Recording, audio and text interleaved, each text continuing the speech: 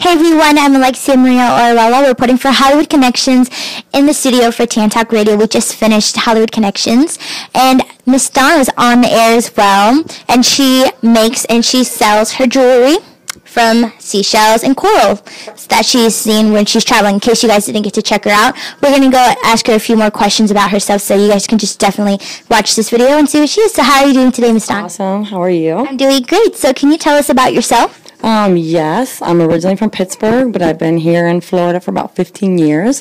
I'm a graphic designer, and I also work at a beach bar, but I love to travel. So that's where I get all my shells and coral, and I bring them back from other places, and that's what I use when I make my jewelry. Wow, so can you show us a little bit of the jewelry that you have? She's actually wearing some of her creations right now, and as you can see, they're very beautiful.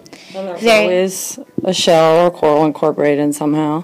And then each piece is completely unique, one of a kind. No one's ever going to walk up to you and say they have that same necklace, because it's not going to happen. Exactly. We're also going live on Facebook, so you can show your jewelry as well. Say hi. Definitely check it out. So can you tell us what inspired you to, you say, did you start off with making it for yourself and then deciding that you wanted to, or did you just... I'm a graphic artist, so once I moved to Florida, and all the stores have the same thing, like 100 of the same thing, and everyone has the same necklace. So being an artist myself, I wanted something cool that I couldn't find, so I thought, well, why don't I just make my own? And once I started making my own, people wanted to buy it. I thought it was kind of weird. I'm like, you really want to buy my jewelry? But it's just growing from then, so I've been doing it probably for 10, 12 years now. Wow. And it's really cool because you can't get one of the same shell, so that is very different. Right. And so can you tell us, where do you sell your jewelry at? Do you go to different events and set up, like some vendors or something? I usually sell them either...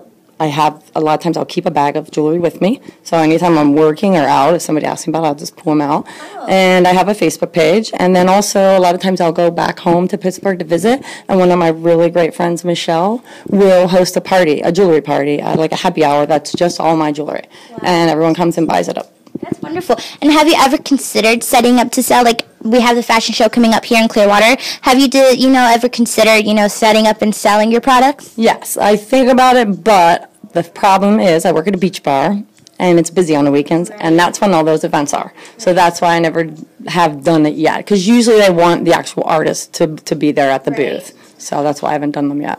We're going to start selling on the show. So can you tell us your Facebook, or if you're looking forward to making a website for your jewelry, can you share the Facebook so people could check it out? I used to have a web page, but Facebook is just so much more popular than, going to a web page. So it's just on Facebook. It's DawnHughesDesigns.com. If you search in Facebook for that, you'll find it. And how much do you usually vary for the price ranges? Generally, I'd say about between 40 to 65. It could change once in a while. Some are really intricate or take a lot longer, or maybe the beads are a lot more expensive. But, that's the general, idea of the price range. So you mentioned that you like to travel, and I heard that you got this piece of coral from the Virgin Islands. So what has been your favorite place that you have traveled and found the most, beautiful coral and shells, if you like to share? I would say the Maldives. I went to Sri Lanka years ago and then took a trip over to the Maldives. And unfortunately, they're having a very bad bleaching problem with their coral, and it's all dying, but it makes for awesome jewelry. So I made really beautiful jewelry with that, but it's like so far away that I can't just go back there and get more, so that kind of stinks. But that was where I got the best coral. But I go over the Caribbean, Central America. I just got back from Panama for the second time last summer. I went to Nicaragua twice, Costa Rica, all over like the Virgin Islands, British Virgin Islands. So in each place has really unique coral and shells. So that's wonderful. It's really amazing to travel.